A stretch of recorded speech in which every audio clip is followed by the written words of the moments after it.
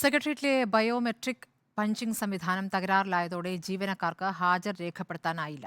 സെക്രട്ടേറിയറ്റിലെ office സംവിധാനവും പ്രവർത്തനരഹിതമാണ്. സാങ്കേതിക തകരാറാണെന്നും വൈകാതെ പ്രശ്നം പരിഹരിക്കുമെന്നും അധികൃതർ അറിയിച്ചു. സെക്രട്ടേറിയറ്റിലെ ഓഫീസിന്റെ വാർഷിക മെയിൻ്റനൻസ് നടക്കുന്നുണ്ട്.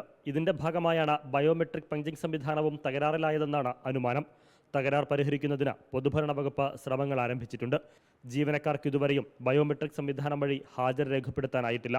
ആശങ്ക വേണ്ടെന്നും ഹാജർ നഷ്ടമാകില്ലെന്നുമാണ് അധികൃതരുടെ വിശദീകരണം.